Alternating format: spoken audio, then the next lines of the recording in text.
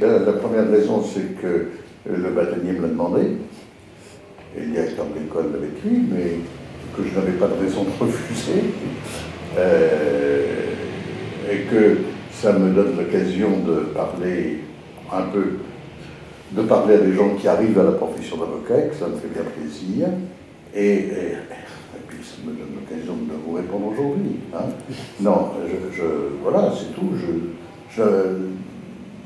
Voilà, ça m'a fait plaisir, parce que les élèves de l'école puissent écouter comme ça ce qu'un vieil avocat peut avoir à leur dire, ben c'est bien, ça fait plaisir.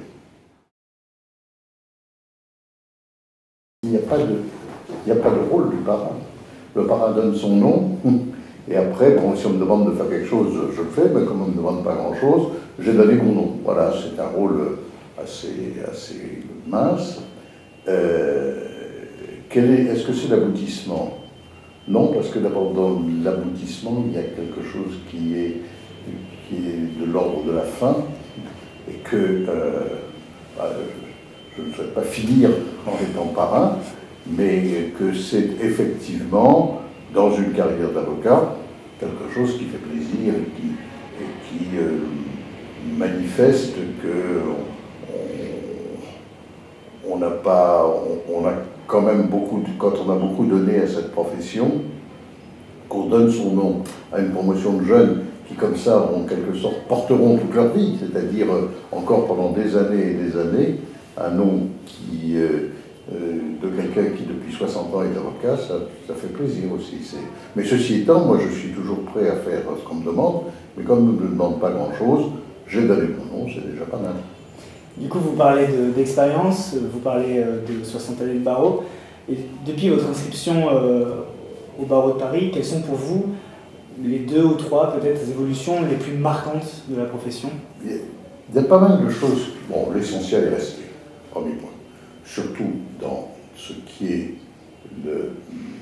ce que j'ai fait, c'est-à-dire la défense pénale, la défense d'un certain nombre de libertés, de principes. Je dirais que quand même la place de l'avocat, sa fonction de tribunicienne, un peu de protestation, je dirais que l'essentiel existe. Et quand je lis actuellement le journal de Maurice Garçon pendant la guerre, je ressens beaucoup des réactions qu'il a, qui sont des réactions que j'ai traversées dans ma vie, sans aussi bien les écrire quotidiennement, ce que je regrette.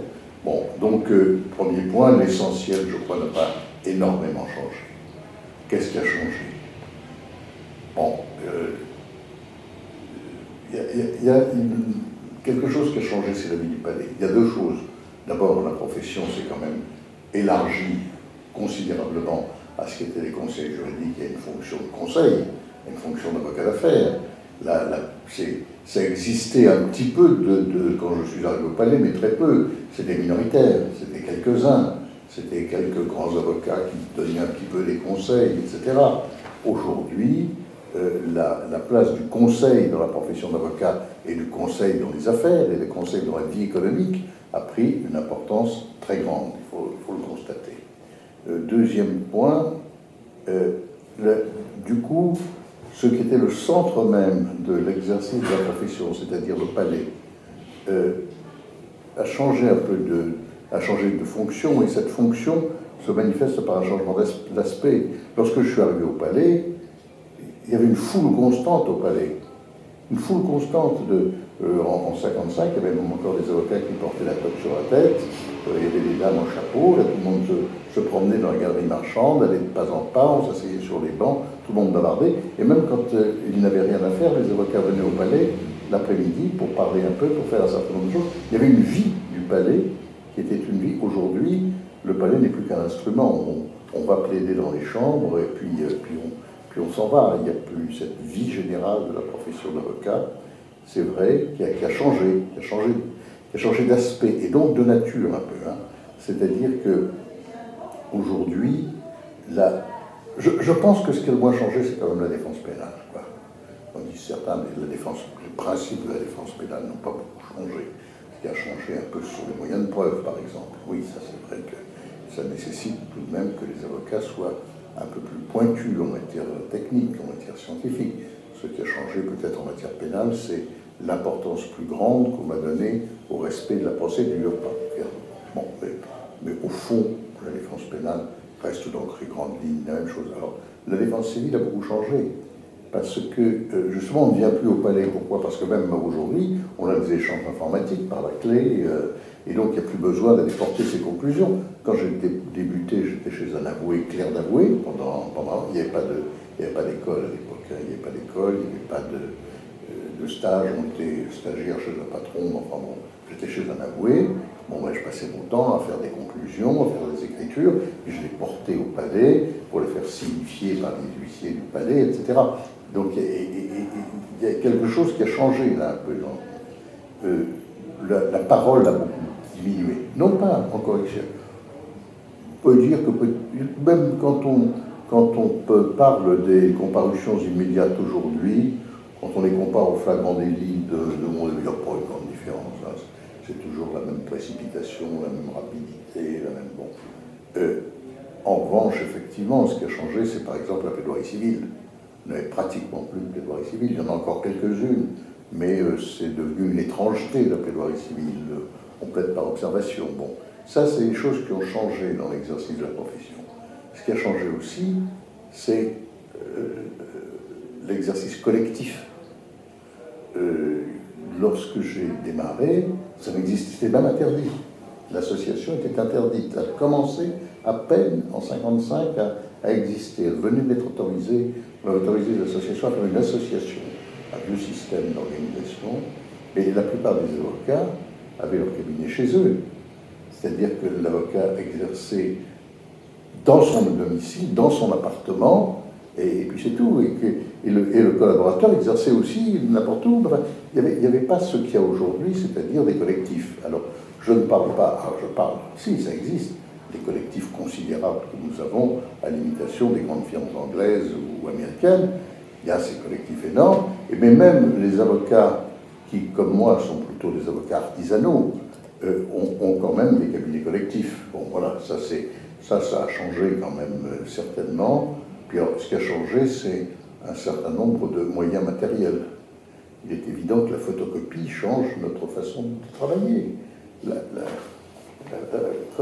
Quand j'étais jeune avocat, on allait faire des recherches de jurisprudence. Quand on était chez un avoué, l'avocat chargeait l'avoué de faire des recherches de jurisprudence, ça tombait sur le clair, évidemment, il faut le dire.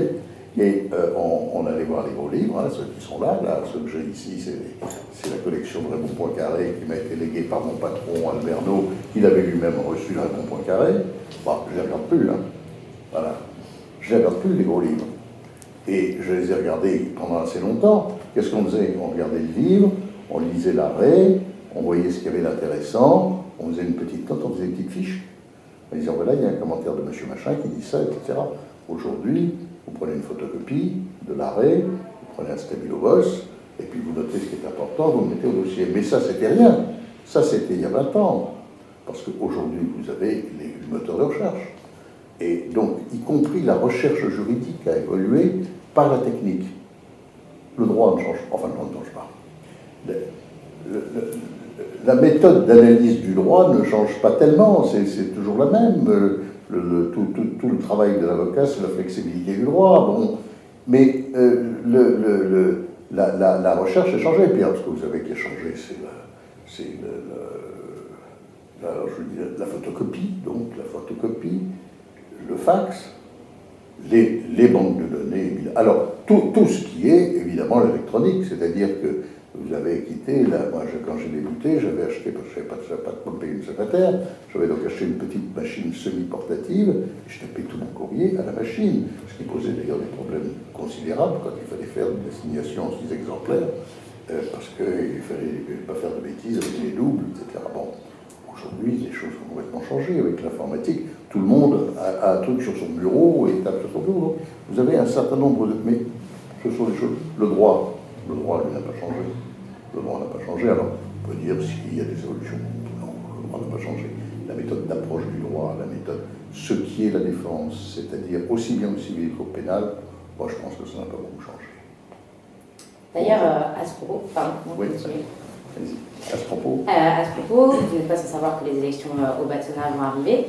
Quel est, selon vous, l'avenir de la profession? c'est difficile. Vous savez, je n'ai pas une force prédictive considérable.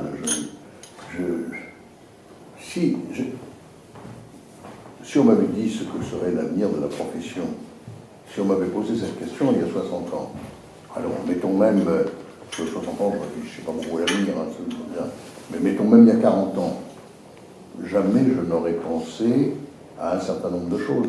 Je ne suis pas sûr de la concentration de la profession. Bon, parce que l'avenir de la profession, c'est d'abord, je crois qu'on va continuer, on continuera inéluctablement à défendre les gens. Est-ce que l'avenir de la profession est... Alors, il y a l'avenir de la profession, c'est certain, dans le développement considérable du conseil, c'est-à-dire que ça ne peut que s'accroître. Ça ne peut que s'accroître, cette prolifération d'avocats d'affaires, de gens qui jouent un rôle économique, etc. Bon. Si on parle de l'avocat contentieux, de l'avocat qui plaide soit au civil, soit au pénal, la seule évolution qu'il y a au civil, c'est sans doute une quasi-disparition de la parole. On peut le regretter, mais c'est sans doute une quasi-disparition de la parole. C'est-à-dire qu'au civil, les grands avocats plaidaient longuement. Aujourd'hui, ils passent leur dossier et nous allons inéluctablement, à mon avis, vers une procédure civile qui va ressembler à la procédure administrative.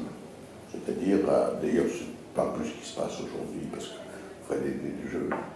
lorsque je suis entré chez Laboué, nous faisions le principe, c'était de faire des conclusions le plus court possible. Et il y avait un principal qui était un type, un peu comme un maître d'école, hein, avec sa blouse grise, mon corps, hein, et il disait, attention, d'abord il faut copier les modèles, et ensuite il faut être court. Bon, quand vous aviez fait des conclusions tout le monde, il les déchirait. Donc il fallait faire court, toujours plus court. Bon. Aujourd'hui, on a une certaine tendance à faire long, toujours plus long, et d'un autre côté, parallèlement à cette longueur de l'écrit, apparaît une régression de la parole incontestable. Vous n'avez plus les grandes plaidoiries civiles qu'il y avait d'autrefois, ça c'est sûr. Vous qui parliez d'Albert Mo, de Maurice Garçon, oui. Et vous-même qui vous inscrivez dans cette tradition de la parole, oui. Est-ce que vous pensez que la parole puisse disparaître au procès pénal? Non. Alors, entendons-nous, ça me fait froid dans le dos. Voilà. Je pense qu'il y a un danger dans le procès pénal. Il y a un danger. Il y a des choses qui se manifestent aujourd'hui dans une forme de régression de la parole. Il est certain, mais ça pose, c'est tout le problème là qui nous amènerait beaucoup plus loin, de la procédure pénale elle-même, de la préparation par l'instruction. Bon.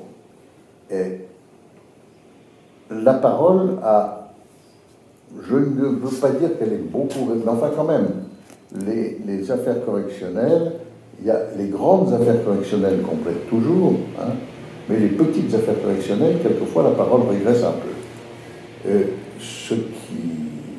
Ce qui a changé, bon. Mais ce qui est préoccupant, c'est que je vois par exemple dans les cours d'assises cette propension qu'il y a aujourd'hui à faire entendre les gens par des visioconférences. Les experts, par exemple, ne viennent plus. Or, interroger un écran, c'est pas très intéressant. Bon, donc je crains qu'il y ait là une forme de régression. Alors évidemment, au civil, est-ce qu'il peut y avoir une régression? Est-ce que l'avocat sera quelqu'un qui restera chez lui, qui fera des conclusions écrites, qui enverra par ses clés ses écrits, et puis c'est tout, et puis le jugement arrivera sur l'ordinateur un jour. Donc, au pénal, je pense que c'est le contact humain est très difficile. Alors nous assistons quand même à une régression du jury.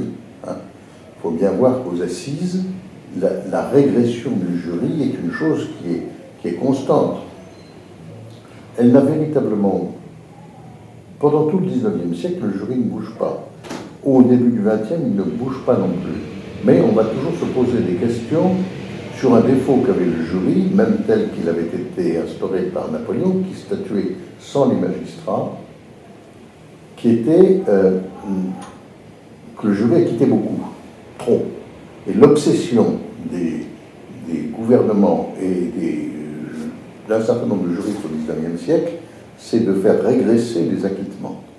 Parce que les avocats, par leur parole, et alors là c'était vraiment la vraie parole, la parole dont certains peuvent penser qu'elle était démagogique, qui s'adressait directement aux jurés. Et vous aviez la phase orale de la procédure était véritablement orale, puisque les jurés n'avaient pas un mot de la procédure et que les magistrats ne siégeaient pas avec eux. Donc tout ce qui plaidait les avocats avait été entendu à l'audience publique. Et les jurés acquittés. Alors, au milieu du 19e, en 1832, on a inventé les circonstances atténuantes parce qu'on avait remarqué que les jurés acquittés, parce que comme les peines étaient automatiques, ils ne voulaient pas qu'un type soit condamné à mort, par exemple. Si ils disaient, c'est vrai, il y a un crime avec préméditation, mais un assassinat, mais je ne peux pas, parce que si c'est un assassinat, mon condamnement, on ne veut pas. Donc ils acquittaient, ils n'avaient pas d'autre solution. Alors on a mis ces circonstances atténuantes qui permettaient de moduler. Et puis, s'il continuait, il y avoir des acquittements. En 1933, on a dit le jury statuera sur la peine, mais sur la peine, sur les faits, et les magistrats et les jurés statueront ensemble sur la peine. Bon, ça n'a pas fait véritablement régresser les acquittements. Et donc, en 1941, période quand même pas tout à fait neutre, on a fait siéger les magistrats et les jurés. Depuis cette date, on peut considérer que la parole a un peu changé, c'est plus la même. Parce que devant les cours d'assises, on ne plaide plus devant le peuple, on plaide devant un peuple qui est matiné de magistrats, si je puis dire. Des magistrats qui ont une puissance considérable, puisque le président est le seul qui connaisse le dossier. Donc les jurés ne connaissent pas la technique, ils ne connaissent pas les habitudes, et ils ne connaissent pas le dossier. Mais quand même, ils réagissent un peu, et puis il faut savoir que ce sont des témoins qui sont des témoins très importants. Aujourd'hui, on vient de réduire considérablement le nombre de jurés, on n'en a plus que 6, etc. Est-ce qu'on va les réduire? On a l'appel, on a la motivation. Est-ce que ça va changer? J'en sais rien. Ça, bon, moi, ça ne me change pas, mais peut-être parce que moi, je ne sais plus changer. Bien. Mais est-ce qu'il ne faut pas trouver de nouvelles formes d'expression? C'est possible. Ce qui est certain, c'est qu'aujourd'hui, l'importance de la preuve scientifique est telle qu'il faut que les avocats soient aussi des... ils savent critiquer une expertise scientifique qui, quelquefois, est à la base de l'accusation. Et je pense que les avocats d'aujourd'hui doivent être plus au fait, par exemple, de tous les éléments de la criminologie, en particulier de la psychopathie ou des problèmes d'aliénation mentale, etc. Je pense qu'ils doivent aller plus loin parce que les experts d'aujourd'hui sont meilleurs que les experts d'hier. Les experts d'hier n'étaient que des experts en méchanceté, en fait. Ils n'étaient pas experts véritables de scientifiques. Aujourd'hui, beaucoup plus, quand même. Et puis, le dernier point, c'est la criminologie, la fonction de la peine, etc. Je pense que là, les avocats peuvent aller plus loin pour plusieurs raisons. La première, c'est que les magistrats ont fait des progrès aussi sur ce sujet-là. Et la deuxième, c'est que les jurés, même les jurés, sont quand même des jurés quelquefois plus formés. Au XIXe siècle, les jurés étaient tout à fait... C'était des notables, ils étaient pris dans une catégorie de la population qui était très forte, une couche moyenne. Hein. Aujourd'hui, ils sont tirés sur la liste électorale, mais vous avez les grands intellectuels, ça. Bon. Donc, au pénal, bon, est-ce que la parole va disparaître? Moi, je ne la vois pas. Alors, la visioconférence est ennuyeuse, parce que ça prend de l'importance. C'est-à-dire les experts, quelquefois les policiers, viennent témoigner par visioconférence. C'est curieux. Enfin, moi, je n'y arrive pas.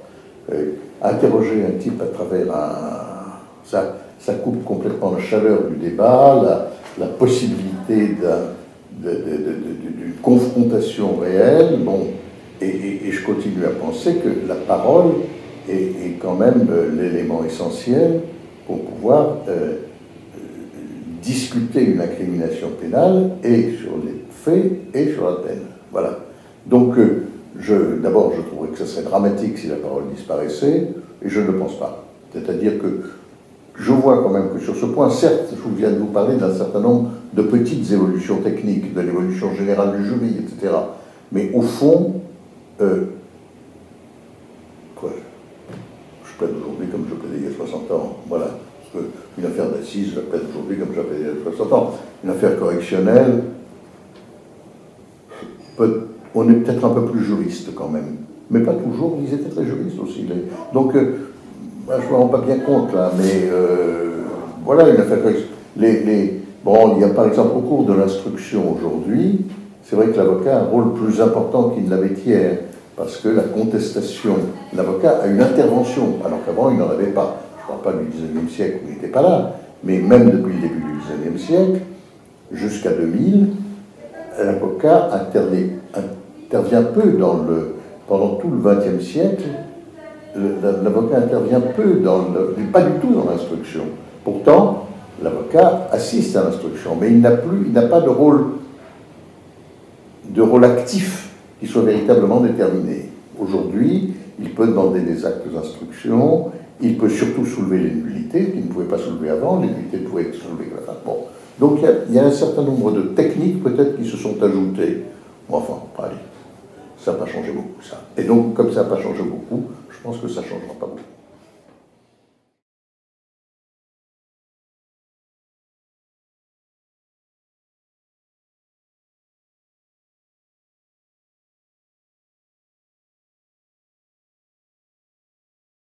Je dirais que ma carrière a été un peu sur deux jambes. Hein. D'une part, la liberté d'expression, d'autre part, la défense pénale, les deux. Bon. En ce qui concerne la loi sur le renseignement, alors il se trouve que j'ai été le rapporteur de la commission à la Commission nationale consultative des droits de l'homme, donc j'ai été amené à étudier un peu avec et c'est pas moi qui ai rédigé l'avis, mais c'est moi qui ai rapporté. Et l'avis de la Commission nationale consultative des droits de l'homme est extrêmement sévère. L'avis que nous avons fait est extrêmement sévère.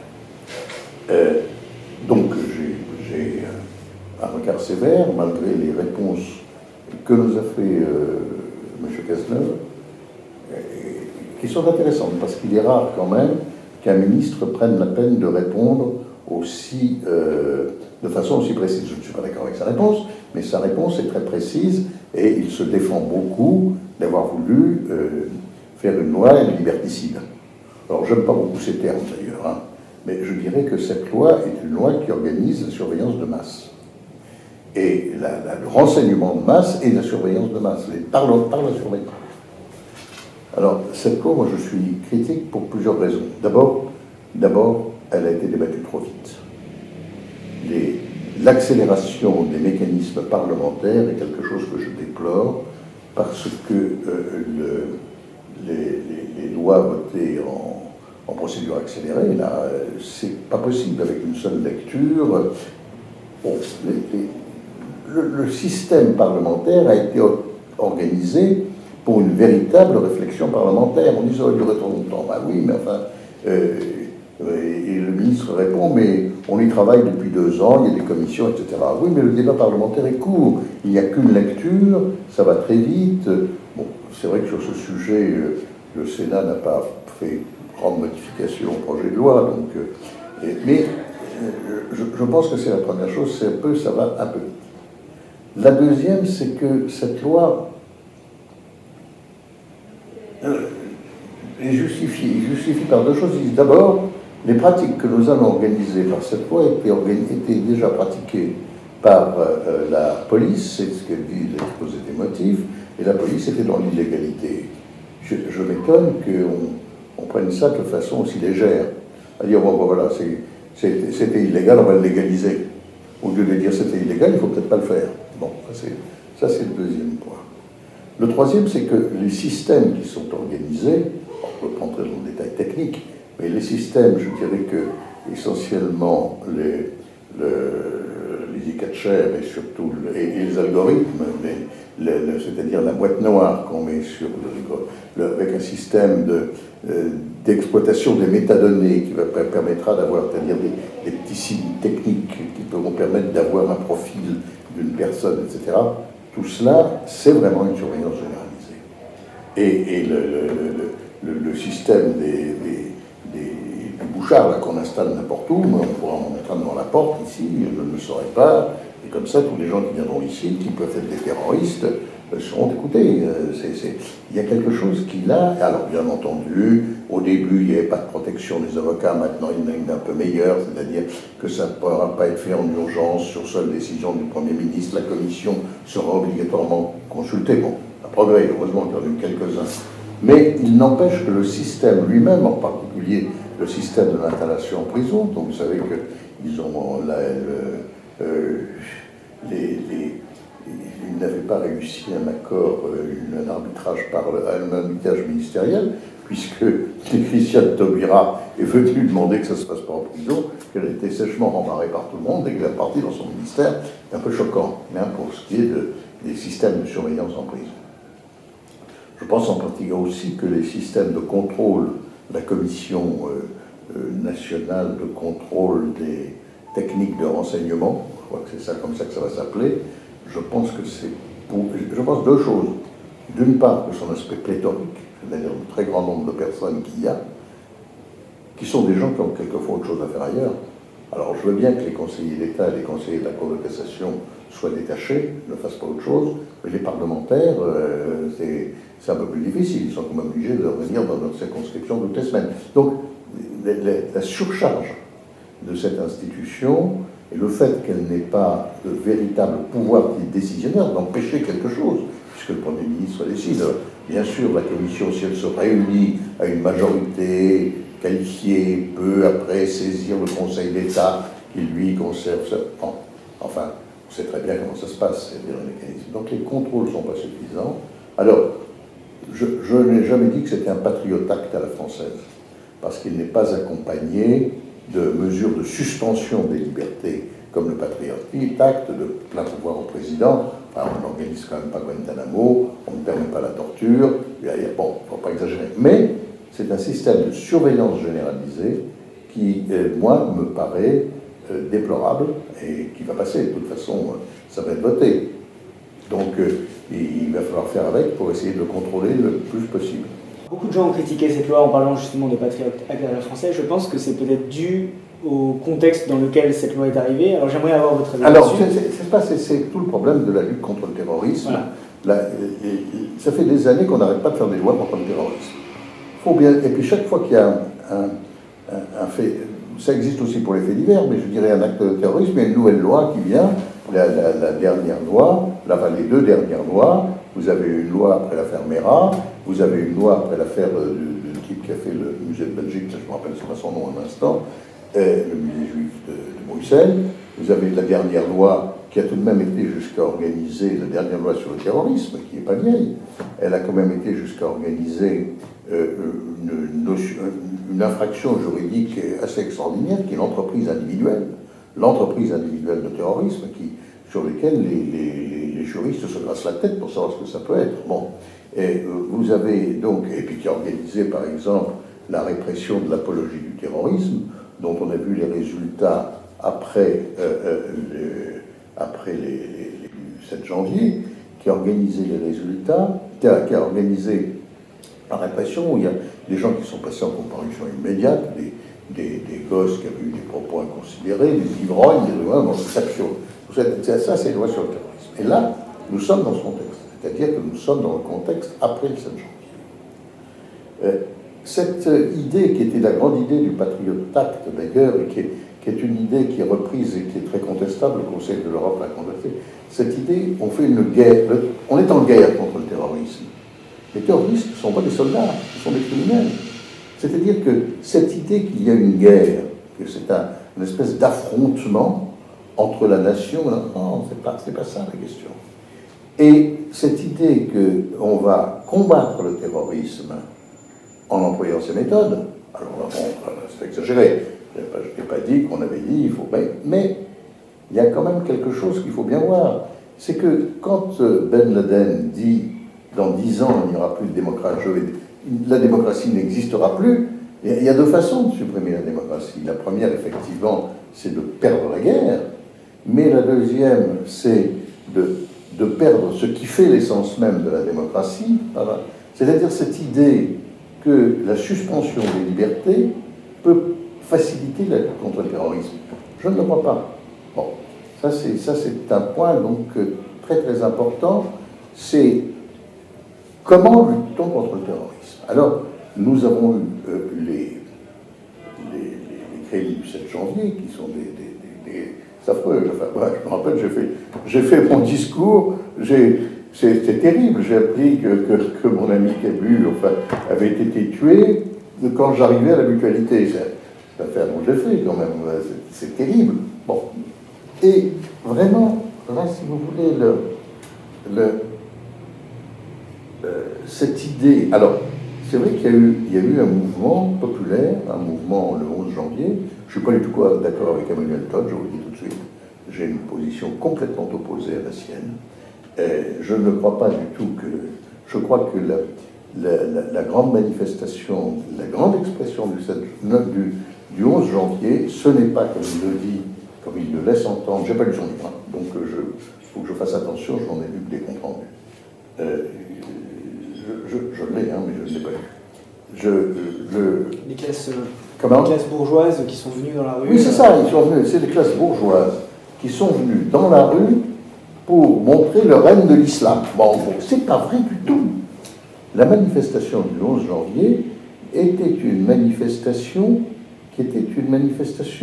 où ressurgissait quelque chose comme la conception de la nation qu'on pouvait avoir au moment de la Révolution. C'est-à-dire, nous avons c'est abominable d'avoir que ces gens. Les gens qui étaient là, ce n'était pas la classe bourgeoise, c'était vraiment Charlie Hebdo, vous comprenez? Non, ça ne marche pas, ça. C'est-à-dire que ce sont des gens qui véritablement manifestaient par attachement à la République. Alors, bon, ça peut paraître un peu dérisoire. D'abord, je suis pas les républicains, moi. Hein, bon, donc, maintenant, on peut plus dire républicain, ça pose un problème. Bon, mais enfin, de toute façon, c'est un attachement à des valeurs fondamentales. Bon. Donc, si on veut préserver les valeurs fondamentales, ce n'est pas en réduisant les valeurs fondamentales qu'on fait ici. Alors, ça paraît très difficile. On dit, mais vous êtes à la guerre, on tue. Oui, je n'ai pas dit, mais il y a la guerre à des règles. Bon, c'est-à-dire, il y a des moments où. C'est-à-dire qu'il y a des principes fondamentaux qui sont à appliquer et dans lesquels il faut trouver. Alors, ce que dit M. Cazeneuve, c'est. Mais vous vous trompez, c'est ce que nous avons essayé de faire. C'est-à-dire que nous avons essayé d'aller au plus loin possible dans l'efficacité en respectant le plus possible les principes fondamentaux. Ben oui, mais l'efficacité, d'abord, elle n'est pas prouvée. Puisqu'on nous dit que ces méthodes étaient déjà appliquées, elles n'ont pas prouvé leur efficacité absolue. Puisqu'on nous dit on ne fait que légaliser les méthodes qui étaient appliquées. Et en fait, on nous explique que c'est pour mettre en sécurité les policiers, pour faire en sorte que les méthodes qu'ils appliquent soient les méthodes légales, alors qu'avant elles étaient illégales. Donc elles n'ont pas prouvé leur efficacité absolue. Ça, c'est le premier point. Donc, et deuxième point, la régression sur les principes fondamentaux est quelque chose de grave parce que c'est quelque chose qui démantèle les fondements même sur lesquels repose notre type de société qui est fragile dans le monde, c'est vrai. La démocratie républicaine qui est la nôtre est effectivement ne peut avoir de force réelle que si elle impose ce système par-dessus tout. Or, je crois que malheureusement, la loi qui nous est proposée, après les autres lois sur le terrorisme, on va en proposer encore une autre, on n'arrête pas d'en proposer de nouvelles, ça ne change rien. Donc, c'est pas par des lois, c'est par d'autres problèmes, et en particulier par un débat essentiel sur des éléments fondamentaux qui sont les difficultés de notre démocratie, c'est-à-dire les systèmes d'exclusion, les systèmes de ghetto, de pauvreté, de fait que certains types de comportements, non, le fait que certaines couches sociales se trouvent dans une situation particulièrement difficile et qu'à partir de ce moment-là, nous avons face à cela plusieurs types de... Il y a plusieurs solutions. Ils peuvent se réfugier dans la drogue, hein, alors que ça fait toute une... Hein, elles peuvent aussi se réfugier dans la religion. Marx se disait c'est l'opium du peuple. Bon, c'est pas idiot. Et c'est-à-dire que là, les remèdes sont des remèdes beaucoup plus contre le type de société sociale, le type d'organisation sociale et de société économique dans lequel nous sommes, plutôt que de l'envisager, que de transformer cette société en une société répressive. Et justement, vous avez très bien souligné le paradoxe dont je voulais vous parler après, entre le mouvement du 11 janvier et la loi qui a été votée récemment. Et justement, un mouvement qui veut, on va dire, promouvoir la liberté d'expression et une loi qui vise à interdire, enfin en tout cas à limiter certaines libertés pour la liberté, ce qui est assez paradoxal. Oui. Mais là où je voulais en venir, c'est n'y a-t-il pas un problème dans la représentation nationale quand on voit plusieurs millions de personnes qui sont dans la rue pour défendre ces valeurs que vous décriviez, et cette loi qui, en plus, dans l'opinion populaire, est absolument contestée par la majeure partie de la population. C'est vrai qu'il y a une espèce d'élan, et moi je pense que c'est un élan de défense de la liberté. C'est un élan de défense d'un type de société. Bon, ça c'est le premier point. Et alors la représentation nationale, c'est compliqué. Parce que la représentation nationale, elle est aussi attachée, les députés sont aussi attachés à ça d'une certaine façon. Le comportement de l'Assemblée nationale sur le discours de Valls à ce moment-là, etc., montre qu'effectivement, il y a quelque chose qui a été de l'ordre d'un élan auquel ont participé les députés, ne serait-ce que quelques instants. Bon, ne serait-ce que quelques instants, c'est certain, la Marseillaise chantée à ce moment-là est quand même, non pas le chant nationaliste des frontières étroites, mais c'est aussi le chant qui porte un élan, qui est l'élan de la liberté portée dans le monde, qui est le sens général de la Marseillaise. Bien que ces paroles soient effectivement un peu étonnantes à ce sujet-là, mais la Marseillaise est quelque chose qui est conçu dans le monde comme le grand chant de la liberté. Bon. Et donc là, vous avez, alors, la représentation nationale, c'est très compliqué, parce que moi je ne connais pas d'autre démocratie que la démocratie représentative. Hein. J'ai longtemps pensé qu'il y avait des formes de démocratie directe, je n'y crois pas. Je n'y crois pas. Je crois que la démocratie représentative est la seule forme sérieuse de la démocratie. Peut-être envisagé, je suis même contre les référendums, pour tout vous dire. Alors, le problème, c'est effectivement qu'à partir de ce moment-là, les parlementaires sont aussi les représentants d'intérêts particuliers, de classes, de partis, d'un certain nombre de choses, qui font que... Et puis, alors, c'est intéressant parce qu'ils sont quand même les représentants de la population. Vous n'avez qu'à voir la façon, la facilité avec laquelle Sarkozy a fait voter des lois comme la loi sur la rétention ou la loi sur les peines planchées, qui sont, à mon avis, des abominations, je le dis franchement. Et simplement parce que vous avez un petit garçon qui s'est fait violer et tuer par un récidiviste, à partir de ce moment-là, effectivement, les parlementaires disent « mais je vais soigner ma réélection », en condamnant, en disant que moi je fais tout ce qu'il faut comme parlementaire. Bon, ils ne protègent rien du tout, ils ne protègent pas la sécurité. C'est pas parce qu'il y aura la rétention qu'il y aura moins de crimes horribles, de sang, de violences qui sont... C'est un rythme qui ne varie guère, hein. C'est des comportements qui sont des comportements complètement violents, complètement pathologiques par certains côtés, etc. C'est pas la crainte de la répression qui les empêche, malheureusement. La seule chose qu'on peut dire, c'est que la répression, comme la peine de mort avant, c'était le grand argument pour la peine de mort. Bon, ils ne recommenceront pas, mais c'est bien. Bon. Alors vous avez vu ces lois qui ont été votées. Ça, c'est tout le problème de la difficulté d'une représentation nationale qui réussit à se hisser au-dessus de ses intérêts électoraux. Parce que quand ils ont acclamé Valls, ils étaient au-dessus de leurs intérêts électoraux, les gens qui n'étaient pas de son parti. C'est-à-dire qu'à un instant, ils se sont sortis de leur position partisane. Mais après, il est évident qu'il faut revenir dans ces intérêts électoraux. Et c'est donc les difficultés de la démocratie, qui est la meilleure des formes de gouvernement, comme disait, on dit toujours que c'est Churchill, j'en sais rien, mais la meilleure des formes de gouvernement, à l'exception de toutes les autres.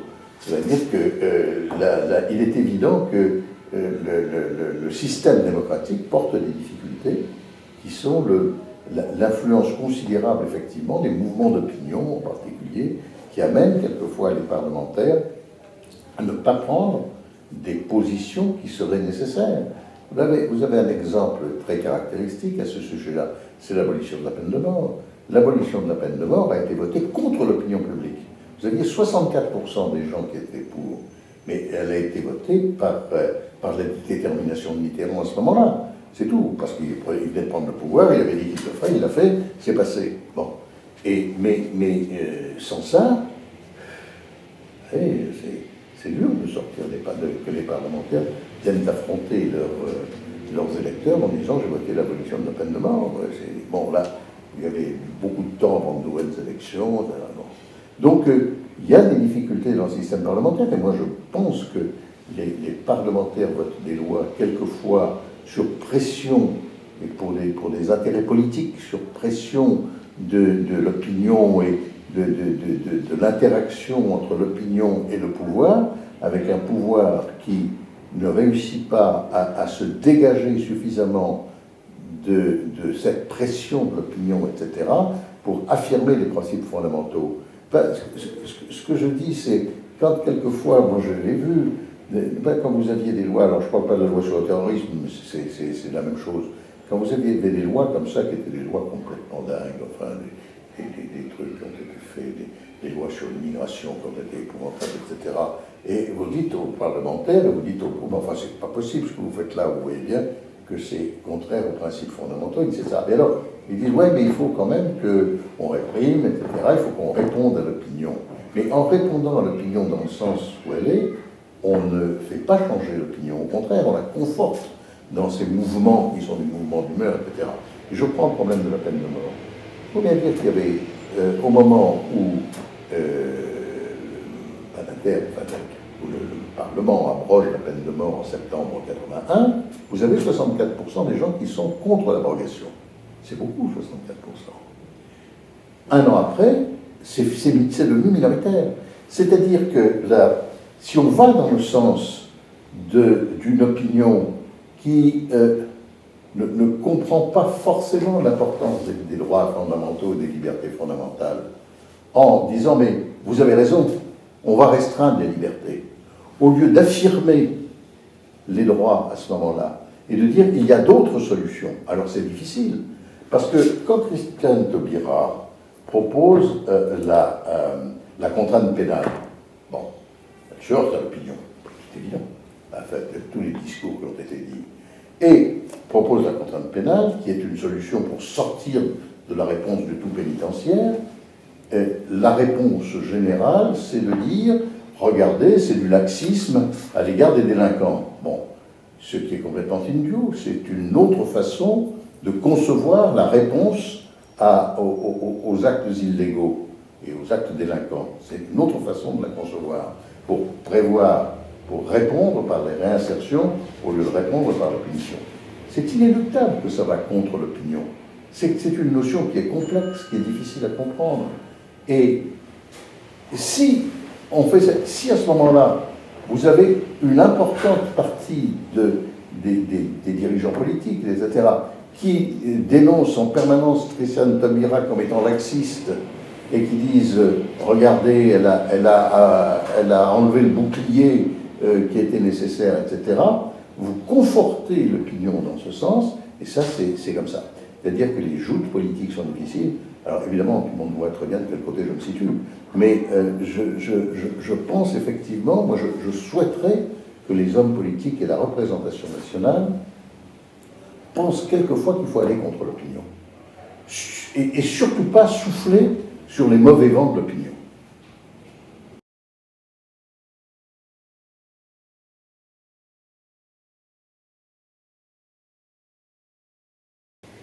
Certainement pas. Au moment de la Révolution française, il y a, au mois d'août 1786, il y a deux tendances qui s'affrontent.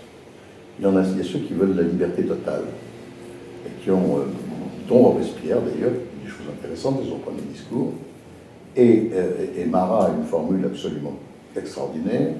Ils disent ceux qui ne veulent pas laisser la liberté de tout dire, veulent se réserver la liberté de tout faire. Quand la vérité parle d'elle-même, son triomphe est assuré. La vérité, quand il est permis de tout dire, la vérité parle d'elle-même et son triomphe est assuré. Bon, très bien. Il y a une bataille, il y a des gens qui sont pour la liberté totale. Il y en a qui sont pour revenir au système de l'Ancien Régime, celui de la censure, etc. Et il y a une bagarre terrible, et ils ont trouvé une formule absolument admirable. C'est La Rochefoucauld qui l'a trouvée, mais elle est formidable, le conte de La Rochefoucauld. Elle est absolument extraordinaire. l'article 11 de la Déclaration des droits de l'homme. C'est-à-dire, c'est la liberté de communiquer est un des droits les plus précieux de l'homme.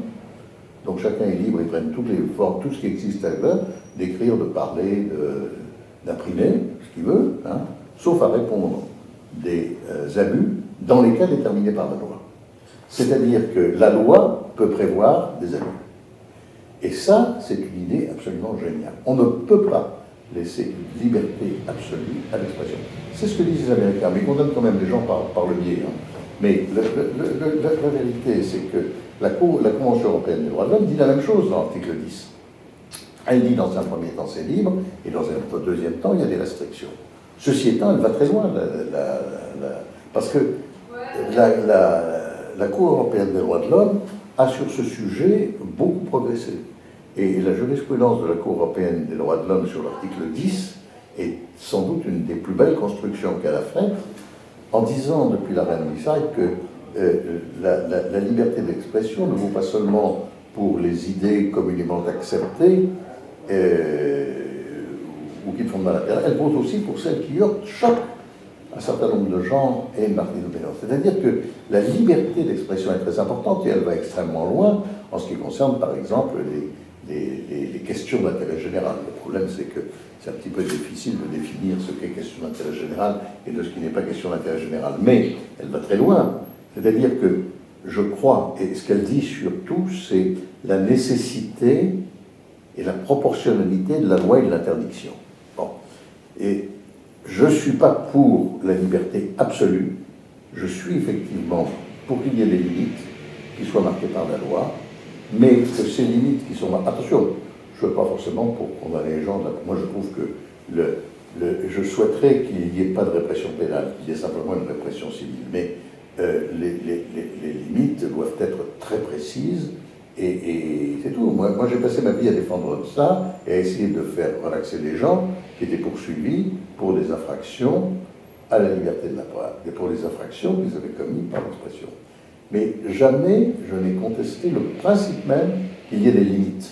Parce que vous avez des paroles qui tuent, c'est tout. Si vous voulez, on ne peut pas permettre un certain nombre de choses.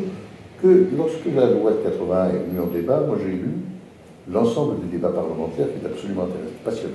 Un peu long, mais passionnant. Après, il faisait des beaux discours à l'époque. Et vous avez Clémenceau qui se bat. Et il ne se bat guère que contre une seule disposition. Il ne supporte pas la décision qui prévoit des condamnations pour un jour au chef de l'État. Oui, c'est ça, pour un jour au chef de l'État. Ça, il estime qu'on a le droit d'injurier le chef de l'État, que ça doit être un droit absolu. Pour le reste, tout le monde va accepter le principe qu'il y ait des limitations. Il faut reconnaître qu'en France, la liberté est grande. C'est-à-dire que l'évolution qui a été déterminée par la jurisprudence de la Cour européenne est encore plus grande. C'est-à-dire qu'aujourd'hui, je ne sais plus très bien si c'est la loi de 81 qui est la loi, ou si c'est la jurisprudence de la Cour européenne des droits de l'homme qui détermine les limites de la liberté d'expression. Mais une liberté qui n'est pas définie n'est pas une vraie liberté. Les limites permettent de la définir. Donc j'estime qu'il y a des limites. Tout le problème est de savoir où sont ces limites et quelles elles sont. Hein. Alors, prenons un exemple très, très intéressant, qui est Charlie Hebdo. C'est très intéressant. Et là, sur ce point, la jurisprudence a été très claire et très, très bien rendue. Et la décision de la 17e chambre est un cliché d'or. Charlie Hebdo, alors on dit, mais il injurie la religion. Bon, vous aviez eu peu de temps avant un procès sur la scène qui était une publicité qui utilisait la fresque de Léonard de Vinci qui représente la scène en mettant des femmes à la place, etc. Et vous avez eu une jurisprudence parallèle, donc c'est intéressant de voir que... Mais le principe, c'est le blasphème n'est plus une infraction. Et donc, il n'y a pas de possibilité de punir quelqu'un parce qu'il blasphème. Il est possible de punir quelqu'un parce qu'il injurie ou il insulte une religion, non pas une religion. Ça, on a le droit d'insulter une religion. On n'a pas le droit d'insulter les croyants. On n'a pas le droit de porter atteinte à des personnes au prétexte de leur croyance. Oui, ça me paraît tout à fait juste. En revanche, on peut parfaitement Dieu n'est pas protégé, les objets de culte ne sont pas protégés, il n'y a pas de sacrilège, il n'y a pas de blasphème. Moi, je crois que c'est très important. Et c'est ce qui a permis de relaxer Charlie Hebdo. Tout le monde peut considérer que les caricatures de Charlie Hebdo étaient provocatrices. C'est vrai qu'elles allaient blesser un certain nombre de musulmans. C'est vrai qu'on pouvait considérer cela.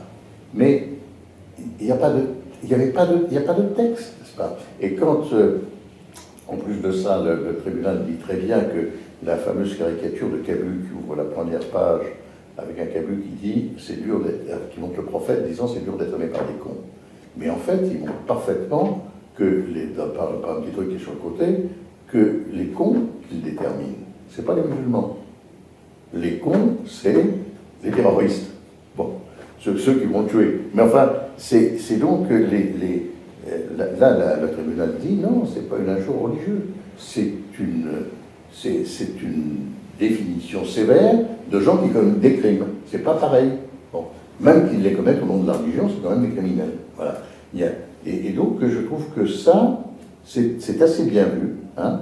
C'est assez bien vu. Moi, je pense qu'on peut discuter politiquement, qu'on peut dire effectivement que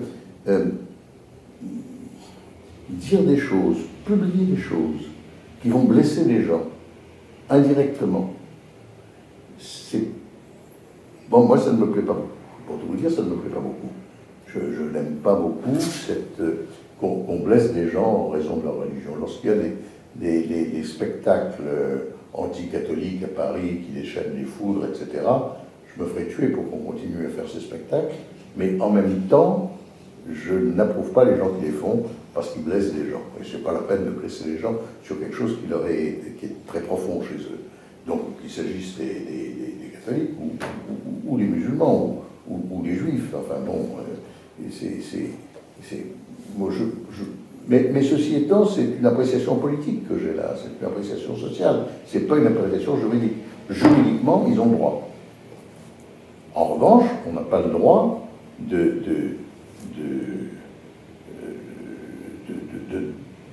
dire que les gens sont des salauds parce qu'ils croient. Ça, c'est pas possible.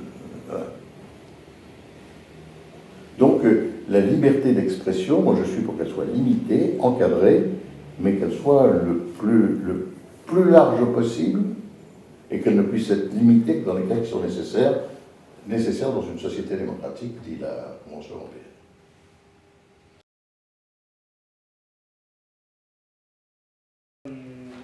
Est-ce que vous pensez que l'État doit bénéficier de tous les moyens possibles et imaginables de renseignement afin de garantir l'intérêt public? Je crois pas. Je parle notamment des initiateurs que vous citez. Oui, mais je ne pense pas. Je pense qu'effectivement, alors, je pense que la surveillance généralisée est quelque chose qui me préoccupe. Ça a commencé, la surveillance généralisée, par les caméras de surveillance. Bon, les caméras de surveillance, c'est vrai que c'est une surveillance généralisée et qu'il y a eu des discussions qui ont été fortes à ce sujet sur quelque chose qui est aujourd'hui accepté. Parce que la bataille qu'a menée un certain nombre de gens comme moi pour la protection de la vie privée, pour l'autonomie de la volonté, la protection des individus me paraît quelque chose d'extrêmement important. Bon, alors, si on est sûr que ça assure une meilleure sécurité, il est évident que l'État est débiteur d'une certaine sécurité. Mais il y a une idée qui me préoccupe toujours, c'est cette idée d'une sécurité absolue. C'est-à-dire du zéro risque. Cette idée que nous serions dans une société où il n'y aurait aucun risque.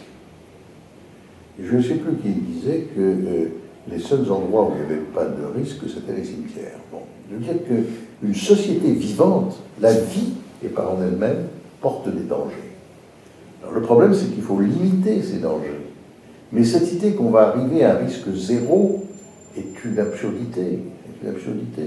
Je ne crois pas qu'on arrivera à un risque zéro. Tout le problème est un problème d'équilibre.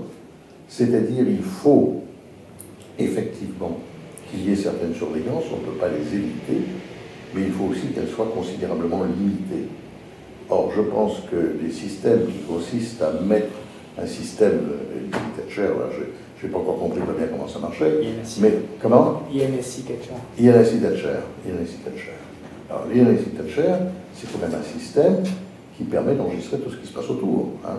C'est-à-dire que là, vous avez un ISF, je ne sais pas s'ils le mettent à Saint-Germain-des-Prés, ça suffit, mais ils le mettent au Carrefour, là, ils entendent tout ce qu'on se dit. Hein.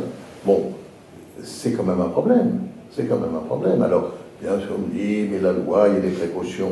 Oui, seulement j'apprends que les policiers font des choses qui sont illégales. Et on me dit, mais on va rendre légal ce qu'ils font en faisant une loi. Et alors, est-ce que ça les empêchera de faire encore des choses illégales? J'en sais rien. Et donc, c'est les principes fondamentaux en la matière. Il faut, on ne peut pas assurer la sécurité zéro. C'est pas possible. La sécurité no risque, ça n'existe pas. Hein. En revanche, il faut effectivement faire en sorte que la sûreté individuelle soit protégée, mais l'obsession sécuritaire ne peut pas s'imposer au-delà des libertés. L'idée absurde de la sécurité, la première des libertés, c'est une idiotie, c'est pas vrai. La sécurité, la sûreté individuelle est un droit fondamental. D'abord, c'est un droit de la protection de l'individu contre l'État aussi, mais parce que c'est vrai que l'individu doit être sûr contre l'État aussi. La Déclaration des droits de l'homme définit 4 droits fondamentaux. Hein. Les libertés naturelles de l'homme, c'est la liberté, bien sûr, c'est la sûreté individuelle. Alors, cette sûreté individuelle, elle est d'abord une sûreté contre les excès de l'État, comme ça qu'elle est définie, et puis aussi, je veux bien que l'État assure la sûreté des individus, mais c'est pas une liberté, c'est autre chose, c'est une obligation de l'État, qui est certaine. Alors les autres, c'est la propriété qui pose d'autres problèmes, la résistance à l'oppression, tout le monde oublie d'ailleurs, parce que la résistance à l'oppression, ça c'est une notion qui est difficilement acceptable par certains. Mais la sûreté individuelle est très importante, mais je crois que on pourra développer, on pourra faire que les gens se sentent plus sûrs, mais ils ne le seront jamais. On est sûr dans une... Où est-ce qu'on est sûr dans une prison quand on est enfermé entre 4 murs et qu'on ne va pas sortir dans la cour? Enfin, il n'y a pas de sûreté absolue, ça ne peut pas exister. Ceci étant, il y a évidemment une obligation de garantir au maximum la sûreté. Donc on parlait des moyens pour l'État d'obtenir du renseignement. Que pensez-vous de la violation du secret de l'instruction qui est souvent effectuée par les journalistes, notamment pour des personnes publiques? Et est-ce un droit pour les citoyens, justement quand cela concerne des personnes publiques et que cela dure depuis de nombreuses années ou de nombreux mois? Voilà, vous posez des questions dans lesquelles les réponses pourraient être très longues. Voilà, le secret de l'instruction est quelque chose de très important. Faut comprendre quelque chose. Le secret de l'instruction, c'est une survivance du système de procédure ancien. Et le secret de l'instruction n'était pas, d'ailleurs, bon, la procédure d'Ancien Régime était totalement secrète, etc. Bon, bien. Et, y compris d'ailleurs à l'égard de celui qui était poursuivi. Et puis, au XIXe siècle, le secret de l'instruction est resté absolu, d'abord toujours à l'égard de celui qui était poursuivi, qui ne savait pas pourquoi on le poursuivait, puisqu'il n'avait pas d'avocat, il n'y avait pas de communication des dossiers. Et le secret de l'instruction a été toujours critiqué, depuis le début, par un certain nombre de juristes qui disaient « il ne peut pas être respecté, parce que les gens veulent savoir. Vous avez quelqu'un, vous avez un crime qui s'est commis, vous avez... Bon. » Dès le début du XXe siècle, vous avez déjà le Faustin est né au XIXe, mais même au début du XXe siècle, vous avez des juristes qui disent qu'il faut supprimer le secret de l'instruction. Et puis c'est une idée qui se répand, et puis en 1958, quand il y a un nouveau code de procédure pénale, il y avait 2 solutions. La première, c'est une solution qui avait été prise en 1849, quand la liberté de la presse, au moment de la Révolution de 48, alors que la liberté de la presse était très contestée avant, on commence par accorder la Deuxième République, accorde la liberté de la presse à tout le monde. En 49, il y a le parti de l'ordre qui gagne, Napoléon Bonaparte qui est élu président de la République, on supprime la liberté de la presse. Et dans la suppression de la liberté de la presse, il y a un article qui interdit de publier les éléments de l'instruction, qui interdit donc aux journalistes, qui interdit à ceux qui diffusent. Mais en 58, ce qu'on fait, c'est qu'on n'interdit pas aux journalistes, on interdit à ceux qui ont la connaissance de l'instruction. La violation du secret de l'instruction, ce n'est pas le journaliste qui l'a fait. La violation du secret de l'instruction, c'est le juge ou le policier qui viole l'instruction. L'avocat, c'est un peu spécial, puisque l'avocat, c'est une disposition du décret, c'est l'article 5 du décret de 2005, etc., mais qui reprend d'ailleurs d'autres éléments. Le journaliste, et là, vous avez eu une jurisprudence, bon, ça a été très long, il y a eu des bagarres terribles, finalement, on a réussi, bon, c'est moi qui étais l'avocat de Ponto et Dupuis, on a obtenu une décision de la Cour européenne des droits de l'homme qui disait qu'ils ont le droit de publier, il est vrai que c'était pour une affaire d'intérêt général, c'était les écoutes de l'Élysée. Ils ont le droit de publier et même de produire les pièces qui justifient cela, qui viennent de l'instruction. Vous avez eu le 8 juin, je ne sais plus la date exacte, c'est le 9 juin dernier, peut-être le 9 juin dernier, une décision de la Cour de cassation qui condamne un journaliste pour recel du secret de l'instruction. Bon, donc la situation juridique n'est pas véritablement stabilisée. On affirme le secret de l'instruction, mais aujourd'hui ça ne signifie plus grand-chose, parce que le secret de l'instruction, il ne s'impose pas aux gens qui sont poursuivis, etc. Or, cette violation du secret de l'instruction amène effectivement à des excès qui sont des excès épouvantables. Enfin, écoutez, moi, je sors de l'affaire Strauss-Kahn, il faut reconnaître que là, les violations du secret de l'instruction ont été absolument insupportables. D'ailleurs, il y a un renvoi des journalistes devant le tribunal correctionnel. Mais je suis toujours très soucieux de la liberté d'expression, c'est-à-dire de la liberté de l'information. C'est vrai que la fermeture totale amène inévitablement, on peut enfermer tout dans une cocotte minute, ça finit par exploser, des trous qui se font, et puis ça sort. Alors, on a essayé de trouver des systèmes d'ouverture. On a dit que les décisions sur la liberté, les audiences sur la liberté de la chambre de l'instruction pourraient être publiques, etc. Ça ne marche pas. Donc, effectivement, la solution, je le pense, c'est... Alors, le problème, c'est un problème d'éducation juridique. C'est-à-dire que ce qu'il y a de terrible, c'est que le soupçon est considéré déjà par l'opinion comme une condamnation. C'est ça qui est terrible. C'est-à-dire que vous avez des charges contre quelqu'un. Bon, alors, moi je dis que le secret de l'instruction aboutit à ce que les gens prennent une lorgnette et sortent une phrase par-ci par-là d'une instruction, c'est-à-dire orienter les choses, et puis quand on vient d'en avoir la démonstration, moi, par l'habitude, je ne parle pas de cette affaire, je ne fais même pas de déclaration publique sur l'affaire Strauss-Kahn, mais enfin, on vient de le voir. C'est-à-dire que vous aviez eu des violations de secret de l'instruction permanentes qui étaient partielles, l'affaire arrive à l'audience publique, les journalistes disent non, on est fous, c'est pas ça du tout, il n'y a rien dans ce dossier, enfin, etc. Bien. Et que personne des journalistes présents ne va protester contre la décision qui a été rendue. Vous n'avez pas vu beaucoup de journalistes présents qui protestent, bon, parce que c'est pas évident, parce que là, quand le dossier a été étalé sur la table, le problème, c'est que cette violation du secret de l'instruction qui... Alors, ce qui est intéressant, c'est que la violation du secret, le secret de l'instruction, au XIXe siècle, on ne parle pas du tout de la présomption d'innocence.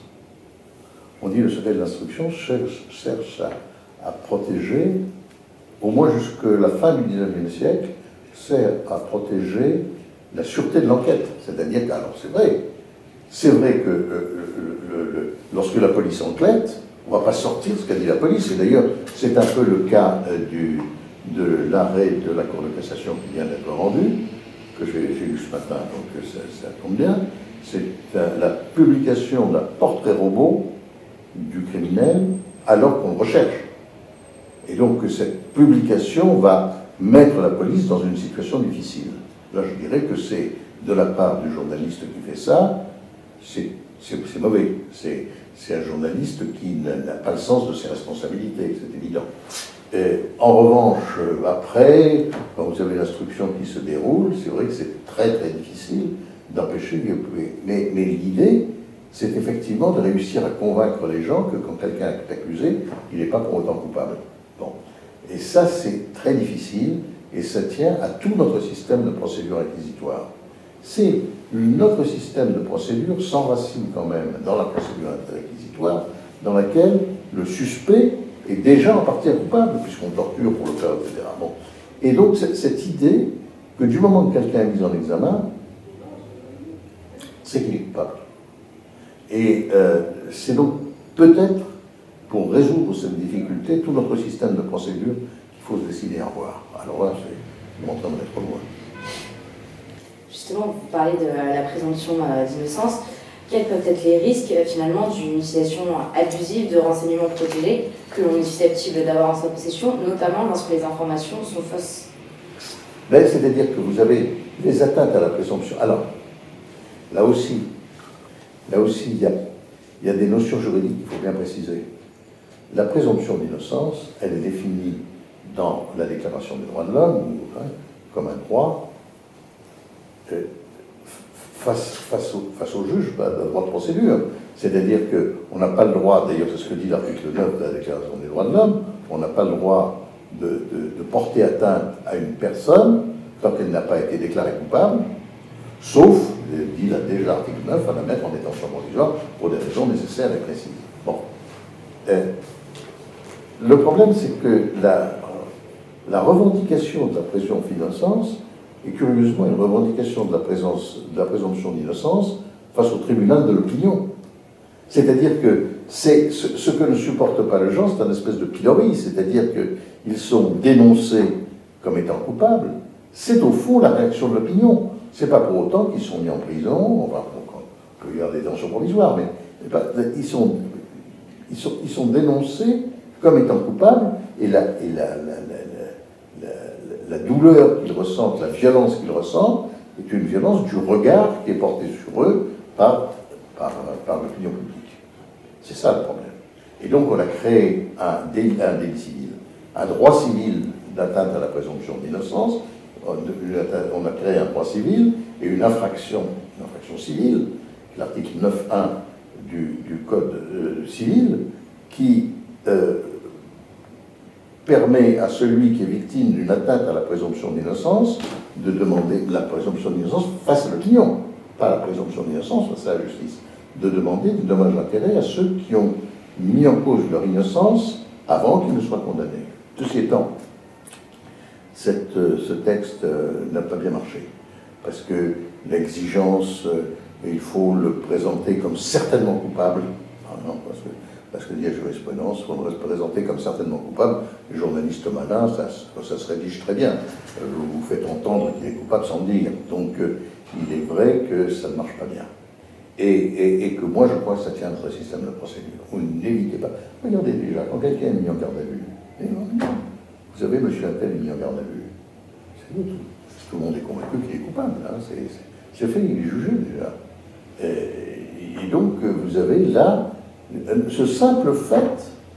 Alors, c'est très difficile parce que la liberté d'expression fait que la liberté d'information fait que normalement, je ne vois pas comment on ne dirait pas que quelqu'un est mis en examen, quelqu'un est mis en garde à vue, etc. Je ne parlerai pas encore plus que quelqu'un est en détention, qui a disparu, il faut bien expliquer pourquoi. Donc, le système de procédure que nous avons, qui est un système qui marque une forme de présomption de culpabilité. Parce que quand on me dit que la mise en examen, autrefois on appelait ça l'inculpation, ne porte pas atteinte à la présomption d'innocence, c'est vrai juridiquement. On ne peut pas dire le contraire. Ça n'est pas une condamnation. Mais il n'empêche que la mise en examen, c'est une présomption de culpabilité. C'est-à-dire, monsieur, il y a contre vous, c'est un juge qui décide, il y a contre vous des indices graves ou concordants de culpabilité. Allez expliquer à l'opinion publique que le fait de dire, qu'un juge dise, monsieur, il y a des indices graves ou concordants de culpabilité, ça ne touche pas, c'est une présomption de culpabilité. Ça ne veut pas dire qu'il est coupable, mais ça veut dire qu'il y a une présomption de culpabilité. Or, la présomption, le soupçon renforcé suffit à convaincre l'opinion publique et donc fera souffrir celui qui est dans cette situation alors qu'il n'a pas été déclaré coupable. Donc, il y a une responsabilité des journalistes, mais malheureusement, là aussi, la presse est un instrument marchand. Et donc, voilà, mais je pense que là aussi, c'est à la source qu'il faut chercher les choses. La responsabilité du journaliste et cette situation actuelle est insupportable. Un principe qui est affirmé par la loi et qui n'est pas respecté, c'est insupportable. Plus du tout respecté. Hein. Ça, vous avez le jour où Sarkozy est mis en examen par le juge Gentil à Bordeaux, vous avez le lendemain, in extenso, sa déclaration chez le juge qui paraît dans la presse. C'est invraisemblable, alors que l'article 11 est formel sur ce point. C'est invraisemblable, une loi qui n'est pas respectée. Mais quand une loi n'est pas respectée, on ne peut pas résoudre les choses par la répression. Plus la répression est difficile, le journaliste est protégé par le secret des sources, et donc il ne va pas dire d'où il tient son information, et donc la loi déjà, elle n'est pas protégée, et même si on trouve un système de répression, c'est pas ça qui protégerait. La seule chose qui protège, c'est qu'on aille à l'origine. Pourquoi cela? Et moi je crois que c'est le système de procédure qui est un système archaïque, qui est dépassé, il faut changer.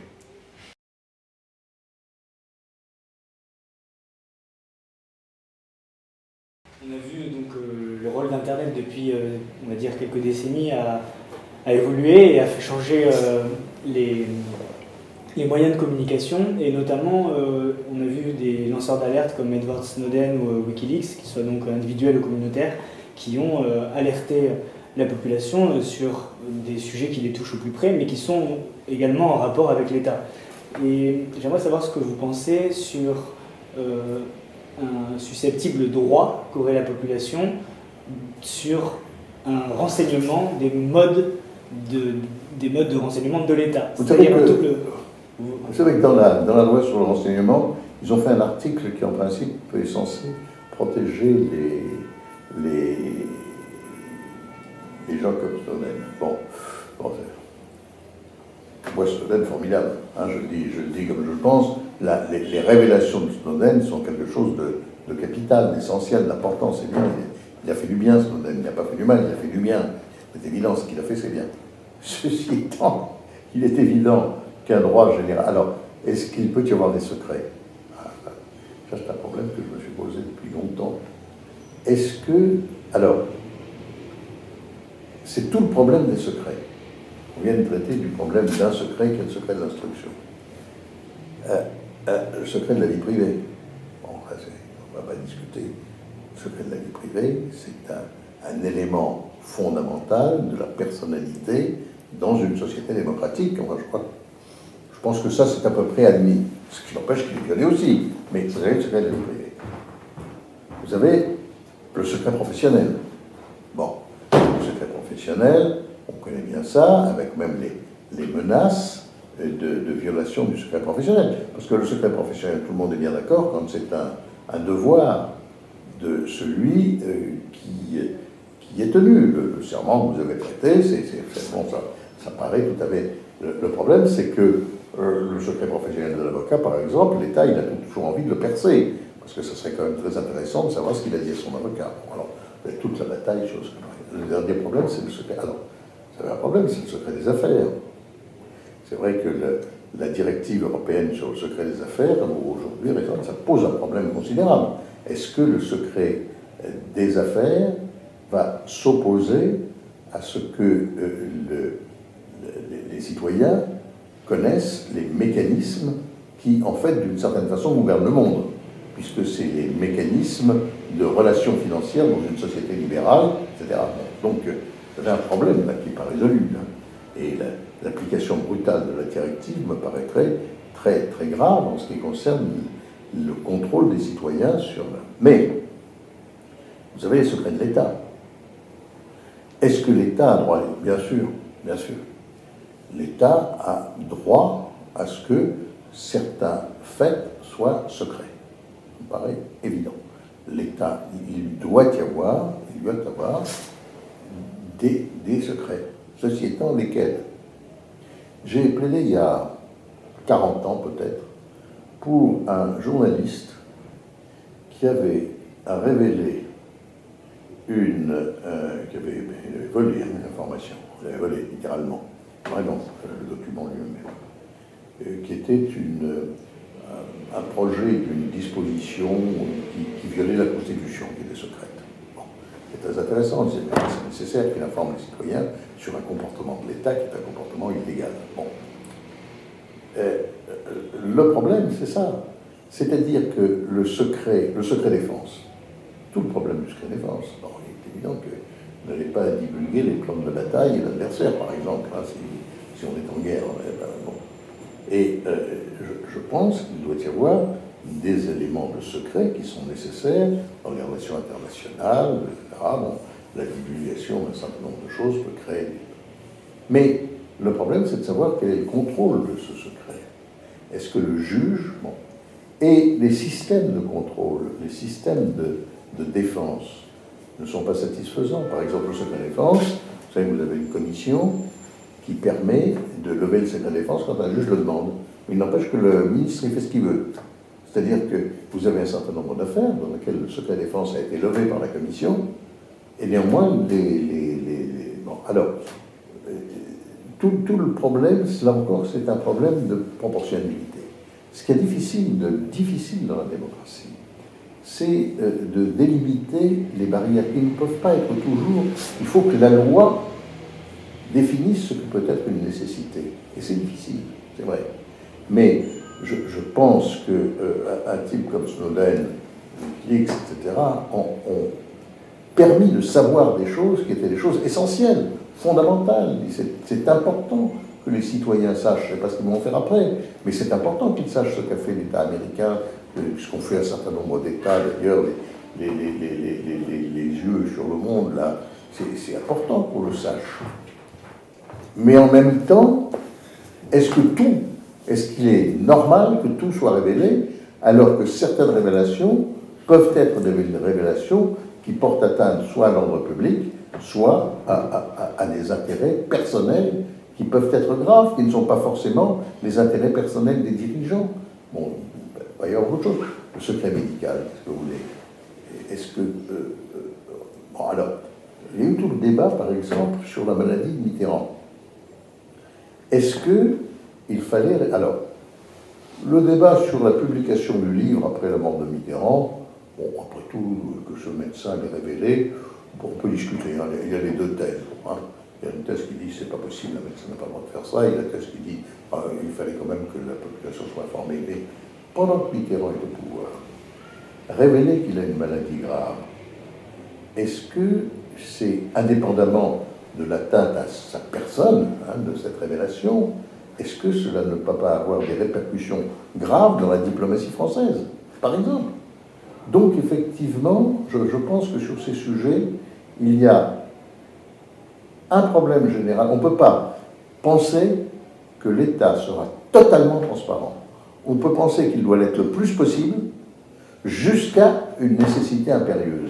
Et que cette nécessité impérieuse ne doit pas être déterminée par l'État lui-même.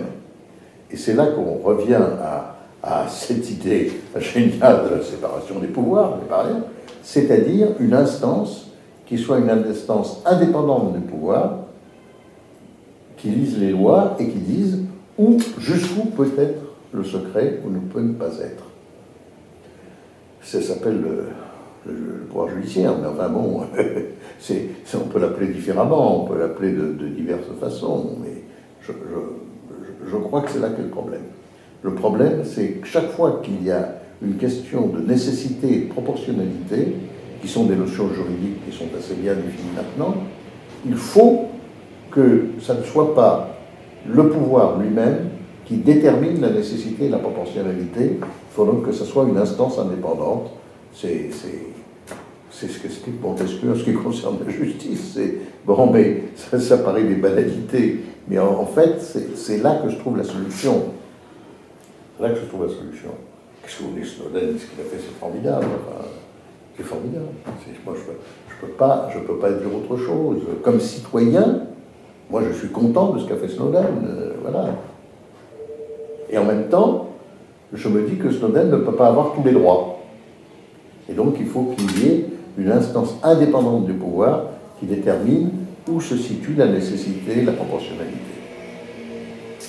Pour revenir et conclure sur la loi sur le renseignement, que pensez-vous de la future saisine du Conseil constitutionnel qui va forcément avoir lieu Ah ben c'est bien, puisque le président de la République a dit qu'il allait... Alors, bon, écoutez, je ne sais pas. Alors ce qui est intéressant, c'est que le Conseil constitutionnel, il étudie des recours qui sont faits sur des points que les parlementaires qui le saisissent signalent comme étant non constitutionnels. Et le Conseil constitutionnel examine les critiques. Ceci étant, comme il a un pouvoir de vérification générale, il a le droit de tout contrôler, c'est vrai. Voilà, qu'est-ce que vous voulez que je vous dise? Le Conseil constitutionnel est une institution qui a progressé. Hein, qui a progressé à partir du moment où Badinter a été nommé président du Conseil constitutionnel. Il a progressé, c'est-à-dire qu'il a acquis de l'autorité, et surtout, le Conseil constitutionnel a acquis une véritable autorité juridique sur les questions prioritaires du Conseil constitutionnel. Les QPC, là, les décisions qu'il rend sont intéressantes. Sur le contrôle général des lois, le Conseil constitutionnel a été plutôt une institution faible, à mon avis, jusqu'à présent. On fait un certain nombre de trucs, mais ils ont très peu annulé. En définitive, ils ont été faibles là-dessus. Sur les QPC, ils sont plus fermes. Hein. Regardez sur la garde à vue. Bon, là, sur les QPC, ils sont plus fermes. Mais par exemple, en ce qui concerne le problème de la judiciarisation de l'hospitalisation psychiatrique, par exemple, là aussi, c'est sur les QPC qu'ils l'ont fait. Sur la loi, ils n'auraient peut-être pas rien fait sur une loi, ils n'auraient peut-être rien fait du tout. Donc, c'est pas mal. Le problème, c'est que le système de nomination du Conseil constitutionnel, je ne sais pas ce qu'il faut voir, mais le système de nomination fait qu'il est quelquefois suspect. Voilà. Et donc, ça semble être meilleur que le CSA, mais ils ont quand même rendu un certain nombre d'autres décisions, surtout parce qu'il y a eu des présidents du Conseil constitutionnel qui se sont un peu élevés au-dessus de leur position partisane. Hein. Je pense que le fait quand même pas mal. Je pense que Mazot l'a fait un peu moins, Badinter l'avait fait d'une façon qui quelquefois me paraissait critiquable, puisque j'aurais souhaité qu'il statue dans l'autre sens. Mais enfin, il est incontestable qu'il y a eu là des efforts. Alors, qu'est-ce que va faire le Conseil constitutionnel sur cette loi? C'est tout le problème. Est-ce que cette loi est anticonstitutionnelle? La Constitution, elle est compliquée quand même, notre Constitution. Notre Constitution qui permet de faire passer un texte par le 49.3 et qui permet même au gouvernement de mettre des amendements dans la loi qui fait passer 49.3 qui n'ont même pas été l'objet d'une discussion par le Parlement. Notre Constitution, elle a des faiblesses, me semble-t-il. Mais ceci étant, c'est la Constitution. On va pas je ne sais pas. Sur la loi sur le renseignement, si je peux faire une note, je pense que peut-être que la Ligue des droits de l'homme en fera une, on va peut-être dire un certain nombre de choses, puis le Conseil constitutionnel décidera. Bon, peut-être annuler 2-3 dispositions. Mais il ne remettra pas en cause la mécanique générale, c'est-à-dire la surveillance généralisée.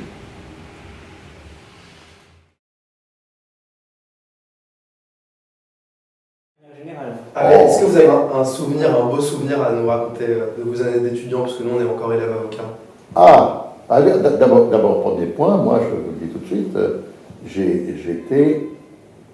Donc on faisait la licence en 3 ans, on sortait du bac, on faisait la licence en 3 ans, et au bout de 3 ans, on prêtait serment. Moi j'avais tout juste 21 ans, mais Robert Badinter, non pas Robert Badinter, Jean-Denis Brodin a prêté serment alors qu'il était mineur, puisque le mineur était juste 21 ans à l'époque. Et donc, il était avocat, il était mineur. C'est un gars qu'on en a souvent parlé, c'est ahurissant. Et, bon, donc vous avez 3 ans. Bon, alors, moi, la formation, je l'ai faite parce que j'ai pas fait beaucoup d'études, je ne foutais rien à la faculté, ça n'avait aucun intérêt, on n'allait même pas au cours magistraux, quelques exercices de travaux pratiques, pour le reste, j'avais beaucoup d'activités, je faisais de la politique, je faisais beaucoup de choses. Je me battais avec le président de la Corpo de droit, qui a une belle carrière depuis, puisque c'est Jean-Marie Le Pen. Donc voilà, mais j'ai fait très peu d'études quand j'étais étudiant. Alors, ce que nous avons fait, on a quand même appris des choses. Hein. C'est-à-dire que, mais évidemment, on a appris sur le terrain. Moi, j'ai appris en étant stagiaire chez un avoué, en ayant des patrons. Là, alors j'étais obligé de travailler beaucoup, beaucoup.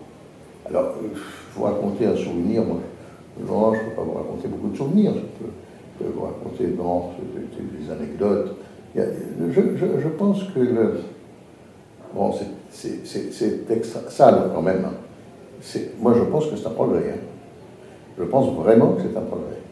Ça ne veut pas dire que les avocats que vous allez être n'auront pas à travailler, parce que vous allez être sur les affaires, vous ne saurez pas de quoi il s'agit, vous serez bien obligé d'étudier un truc de droit que vous n'avez jamais vu. Bon.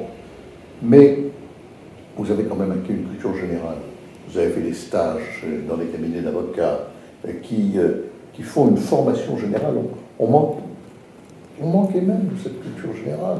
On manquait même de cette culture générale. Et moi, je suis arrivé, je peux vous le dire, j'étais étudiant, donc c'est intéressant. Moi, j'ai voulu travailler chez un avoué. Bon, j'étais étudiant, j'ai dit, j'y vais à mi-temps. Hein, 3e année de droit. Bon, donc à la fin, j'allais à mi-temps. Plus l'après-midi, je faisais autre chose. Enfin, j'allais tous les matins. Et je suis arrivé dans une étude d'avoué. Je peux vous raconter quand même ça. Si vous avez lu le colonel Chabert de Balzac, il raconte l'étude d'avoué de Maître David, c'est absolument ça.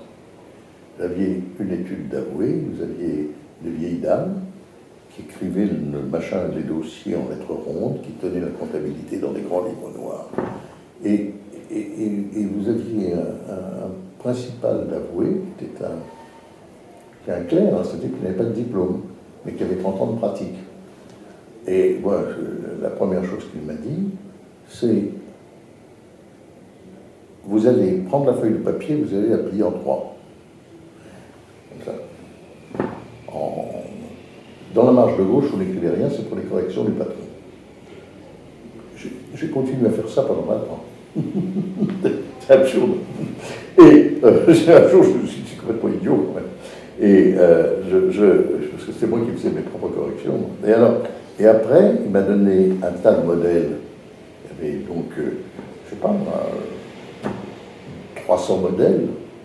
Il dit, chacun vous avez une affaire, vous voyez, c'est par exemple une augmentation de pension alimentaire, c'est les premières que j'ai faites, vous faites des conclusions. Alors, vous voyez, dans les modèles, vous allez, et vous avez des conclusions. Vous faites le modèle en changeant les noms, pas d'initiative. Bon. Et donc, bon, j'ai dépassé assez vite ce stade, mais c'était très très formateur, c'était terrible, mais c'était formateur. Et donc, il y avait une espèce de truc vieux qui a... Cette étude d'avoué dans laquelle je suis entré en 1952, non, c'est pas 52, 54, à mon avis, elle n'avait pas changé depuis le 19e siècle. Rien n'avait changé. Et donc, c'est vrai que c'était... Les études, c'était rien. Il y avait quelques cours magistraux. On a eu quelques professeurs formidables. J'ai eu Vedel, j'ai eu des gens comme ça qui nous intéressaient. Mais c'était pas des véritables études. C'était un endroit où on était, s'il fallait pas être passé. Bon, moi, je sais que je travaillais mes examens pendant 15 jours, 3 semaines. Hein. Là, je travaillais dur. Enfin, bon, c'est fini. On passait. Et donc, là, il y a... La formation aujourd'hui est meilleure. Est-ce que la qualité du droit s'est améliorée? Je n'en sais rien, mais la formation est meilleure.